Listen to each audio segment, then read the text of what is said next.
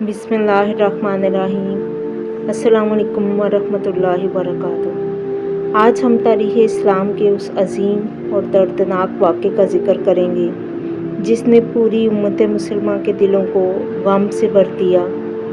یہ واقعہ ہے واقعہ کربلا اور نواسہ رسول صلی اللہ علیہ وآلہ وسلم حضرت امام حسین رضی اللہ عنہ کی عظیم شہادت۔ کربلا صرف ایک جنگ کا نام نہیں بلکہ حق، صبر، قربانی اور دین اسلام کی سربلندی کا ایک عظیم باب ہے۔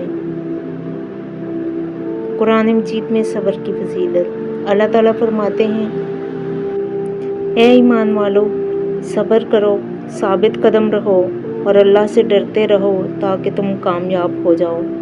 امام حسین رضی اللہ عنہ اور اہل بیت نے کربلا میں صبر کی ایسی مثال قائم کی جس کی تاریخ میں مثال نہیں ملتی۔ حضرت امام حسین کا مقام۔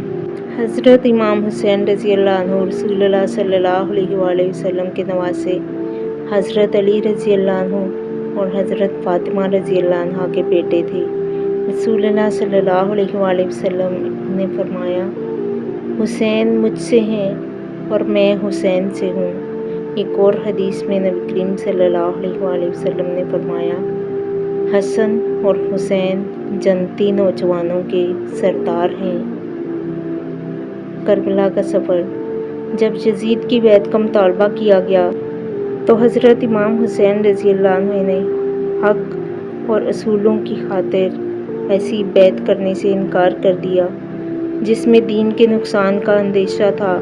آپ مکہ مکرمہ سے اپنے اہل خانہ اور ساتھیوں کے ساتھ عراق کی طرف روانہ ہوئے۔ راستے میں کئی لوگوں نے روکا اور واپس آنے کا مشورہ دیا، لیکن امام حسین رضی اللہ عنہ نے فرمایا، میں اصلاح امت محمدی صلی اللہ علیہ وآلہ وسلم کے لیے نکلا ہوں۔ کربلا کی سرزمین۔ 2 محرم 61 ہجری کو امام حسین رضی اللہ عنہ کا قافلہ کربلا کے میدان میں پہنچا۔ یہ ایک گرم اور بے آب و گیا زمین تھی۔ چند دنوں بعد آپ کے خیموں پر پانی بند کر دیا گیا۔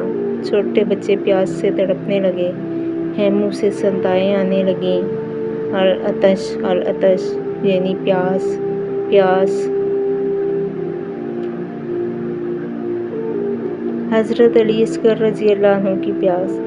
6 ماہ کے معصوم بچے حضرت علی اصغر رضی اللہ عنہ پیاس سے بے حال تھے۔ امام حسین رضی اللہ عنہ نے بچے کو گود میں اٹھایا اور فرمایا، اگر مجھ پر رحم نہیں کرتے تو اس معصوم بچے پر رحم کرو، لیکن ظالموں نے رحم نہ کیا اور تیر چلا دیا۔ یہ منظر تاریخ کے سب سے دردناک مناظر میں شمار ہوتا ہے۔ حضرت قاسم رضی اللہ عنہ، حضرت علی اکبر رضی اللہ عنہ اور دیگر جانثار ایک ایک کر کے میدان میں گئے اور شہادت پائی۔ ہر شہادت کے بعد امام حسین رضی اللہ عنہ کا دل غم سے بھر جاتا، لیکن صبر کا دامن ہاتھ سے نہ چھوڑا۔ حضرت علی اکبر رضی اللہ عنہ رسول اللہ صلی اللہ علیہ وآلہ وسلم سے بہت مشابہ تھے۔ جب وہ میدان میں جانے لگے تو امام حسین رضی اللہ عنہ نے آسمان کی طرف دیکھ کر فرمایا، اے اللہ، گواہ رہنا، اب وہ نوجوان جا رہا ہے جو شکل و صورت اور اخلاق میں تیرے نبی صلی اللہ علیہ وآلہ وسلم سے سب سے زیادہ مشابہ ہے۔ حضرت علی اکبر رضی اللہ عنہ کو بھی شہید کر دیا گیا۔ امام حسین رضی اللہ عنہ کا آخری خطاب۔ آپ نے فرمایا، لوگو، مجھے پہچانو، میں رسول اللہ صلی اللہ علیہ وآلہ وسلم کا نواسہ ہوں۔ لیکن ظالموں کے دل سخت ہو چکے تھے۔ ایک ایک ساتھی شہید ہوتے گئے۔ امام حسین رضی اللہ عنہ تنہا رہ گئے۔ آپ پیاسے تھے، زخمی تھے، لیکن زبان پر اللہ کا ذکر تھا۔ آپ نے نماز کی اہمیت کو بھی نہ بھلایا۔ امام حسین رضی اللہ عنہ کی شہادت۔ ظالموں نے چاروں طرف سے حملہ کیا۔ امام حسین رضی اللہ عنہ زخمی ہو کر زمین پر تشریف لے آئے۔ آپ کی زبان مبارک پر اللہ کا ذکر جاری تھا۔ پھر تاریخ کا وہ دردناک لمحہ آیا جب نواسہ رسول صلی اللہ علیہ وآلہ وسلم کو شہید کر دیا گیا۔ انا للہ و انا الیہ راجعون۔ شہادت کے بعد خیموں میں کوہرام مچ گیا۔ اہل بیت پر غم کے پہاڑ ٹوٹ پڑے۔ لیکن حضرت زینب رضی اللہ عنہا نے صبر اور استقامت کی مثال قائم کی۔ اللہ تعالیٰ فرماتے ہیں، جو لوگ اللہ کی راہ میں شہید ہوئے انہیں مردہ نہ سمجھو، بلکہ وہ اپنے رب کے پاس زندہ ہیں۔ کربلا کا پیغام: حق پر ڈٹے رہنا، ظلم کے سامنے نہ جھکنا، صبر اور استقامت اختیار کرنا، دین کی خاطر قربانی دینا، نماز اور تقویٰ کو ہر حال میں مقدم رکھنا۔ رسول اللہ صلی اللہ علیہ وآلہ وسلم نے فرمایا، شہداء اللہ کے ہاں زندہ ہیں اور رزق دیے جاتے ہیں۔ واقعہ کربلا ہمیں یہ سبق دیتا ہے کہ حق کی خاطر ہر قربانی دی جا سکتی ہے، لیکن باطل کے سامنے سر نہیں جھکایا جا سکتا۔